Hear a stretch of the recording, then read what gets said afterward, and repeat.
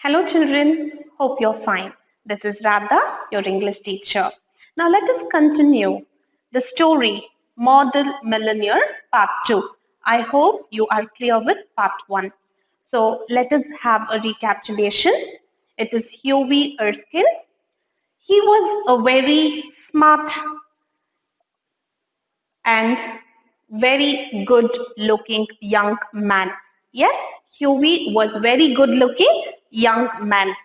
But he did not succeed in his life. He could not work in one of the companies for a longer time. So he was not successful in his future.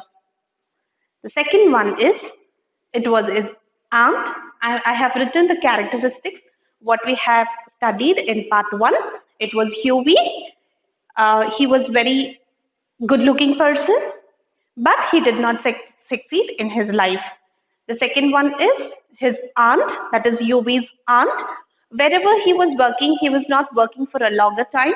So his aunt used to help, giving him 200 pounds a year. That's how his source was going on. That is his aunt. The next one is Laura. Huey fell in love with Laura and she loved Huey very much. This is Huey and Laura. They were lovers. The next one is, this is Laura's father. He was a retired colonel. It means he was in an army or a military source. So he was out for his retirement. And then he demanded 1,000 pounds if Huey wanted to get married to Laura. So his father said, if you get 100 pounds, I will allow you to get married. These are the 4 characters. And then it was Huey's friend. He was Alan Trower. He was a very clever artist. It means he was a very beautiful painter. These were the characters. And here the glossaries. Savron, a gold coin worth 1 sterling. And burst, crack, duffer, a stupid person. This was about the recapitulation and the characters we had in the model Millionaire. So now we will understand further. The surprise. You told that old beggar all about me. So now what happened? Huey and the Trover. Huey's story was told by the friend Alan Trover to the beggar, where he was sitting and doing the painting. He told all the story to the beggar about Huey. You told the old beggar all about me, cried Huey, looking very red and angry. So Huey was very angry towards the Trover, saying, why did you tell all my history to the old beggar? My dear boy, said Trover, smiling, that old beggar, as you call him, is one of the richest man in Europe. Right? He says, my dear Huey, the person whom you saw as a beggar, he's the richest person in Europe. He could buy all London tomorrow and never miss the money. He says he's such a rich person in Europe. He has a house in every capital city, eats off gold plates, and can prevent Russia going to war when he chooses. What on earth do you mean? Exclaimed Huey. Now Huey is all shocked and confused. What are you talking? What I say, said Trover. The old man you saw today was Baron Hansbach. He is a friend of mine. He is a great friend of mine. Buys all my pictures and that sort of things.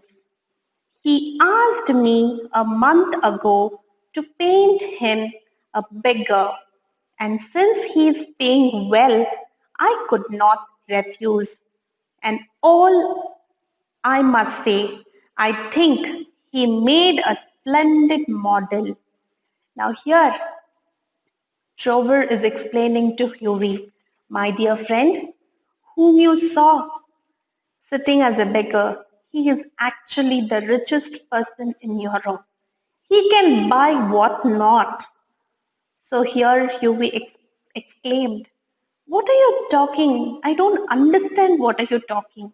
So he says, he came to me a month ago asking to give me a portrait, that is the painting of himself as a beggar picture. Since he was ready to pay me, I could not deny.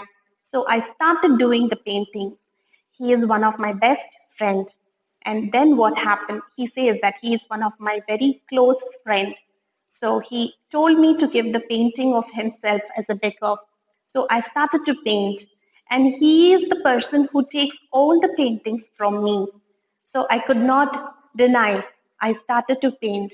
And he says that it was really so nice that he gave a model of a beggar and I started to paint. Baron Hangsbug, cried Hughie. God heavens, I gave him saffron. Now he feels. On that day, as he was sitting as a beggar, he just gave one saffron, that is one gold coin. It's of one sterling. He feels very pity. I had given him one saffron. Give him a saffron? Trevor asked.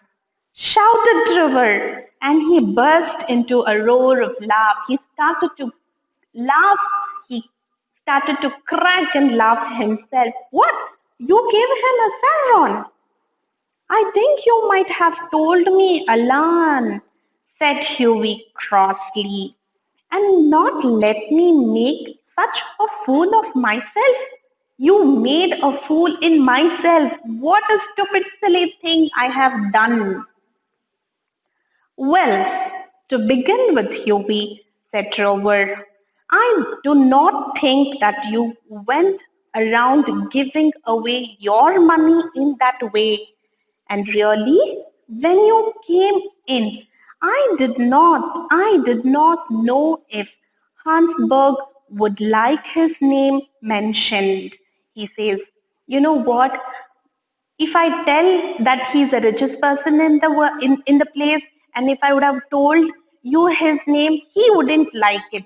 That was the reason I did not tell anything about him.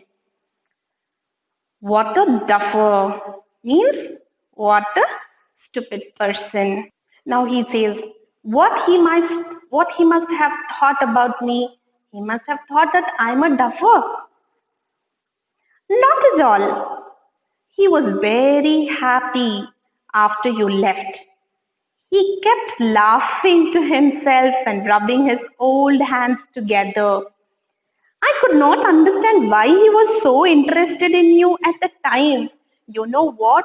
On that day, he was rubbing his hands and laughing so much. And I couldn't understand why he was doing this action. And the moment you left, he started to laugh and he asked many things about you. I didn't understand on that day. But I see it all now, he says. But I understand now why he was doing that action and why he was rubbing his hands and why he was interested asking about you so many questions. Now I can understand. He will invest your saffron for you, Huey, and pay you the interest every 6 months.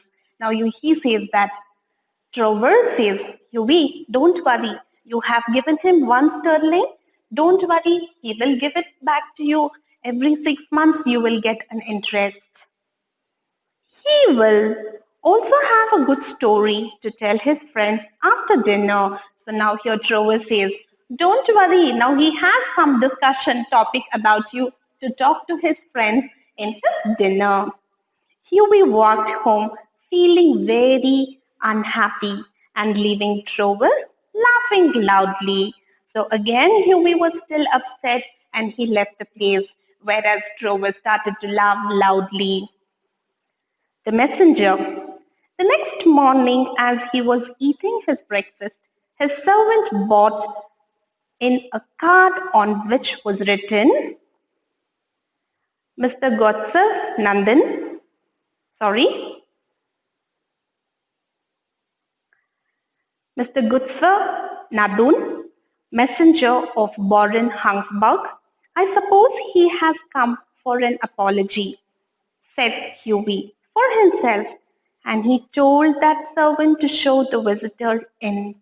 So now what happens? He comes and the messenger of the rich man person, he comes with a card. So here Hughie is thinking maybe he's coming to ask for an apology. Then he asks, show me a visitor in, that is, show me a visiting card. An old gentleman with gold spectacles and grey hair came into the room and said with a French accent, do I have honor of speaking to Mr. S. Erskine? Hughie bowed. I have come from Baron Hansberg, he continued, the Baron. I ask, sir, that you will offer him my sincerity apologize, cried Hughie. So now Hughie went and he showed the visitor card. The messenger. The next morning, as he was eating his breakfast, his servant brought him a card on which was written, that is the next morning, what happens? Mr. Goodsword Nandan, messenger of Baron Hangsburg, I suppose he has come for an apology, said Hughie for himself, and he told the servant to show the visitor in. An old gentleman with gold spectacles and grey hair came into the room and said with French accent, do I have the honor of speaking to Mr. Erskine? Hughie bowed. I have come from Baron Hangsburg, he continued, the Baron. I ask, sir, that you will offer him a sincerity apologize, cried Hughie. Hughie goes and asks for a sincere apologize. So here the messenger he is talking to, I want to ask and apologize to this person. The Baron said, the old gentleman with a smile had asked me to bring you this letter, and he held out a sealed envelope. Now he got a letter and he opened the sealed envelope, and in that envelope, what was there? On the outside was written a wedding present to Hung Erskine and Laura Morton. So now here he has sent a beautiful gift for his wedding. What was the beautiful gift? It was 10,000 pounds. It was 10,000 pounds that Laura's father demanded for the marriage. So he has given it as a wedding present as the money of 10,000 pounds for the marriage. A wedding present to Hung Erskine and Laura Morton from an old beggar. He just specified his name, saying that he was still an old beggar for Hughie, and inside was a check of 10,000 pounds. The wedding. When they were married, Alan Trover was the best man, and the Baron made a speech at the wedding breakfast. He gave a speech during the time of the wedding. The Trover was the best man, means because of the Trover only he met this richest person of Europe, right? So he says that the Trover was the best man, and Baron made a speech at his wedding breakfast. Millionaire models, remarked Alan, are rare enough, but model millionaire are rarer still. I repeat, millionaire models, remarked Alan, are rare enough, but model millionaire are rarer still. He concluded saying these sentences. Okay, I hope you are clear with all these a beautiful story about a model millionaire. So at last he was married to his lover Laura, with which his father asked for 10,000 pounds and which was given by the rich person, that in simple word, an old beggar. Right? I hope you understood, children. Thank you so much.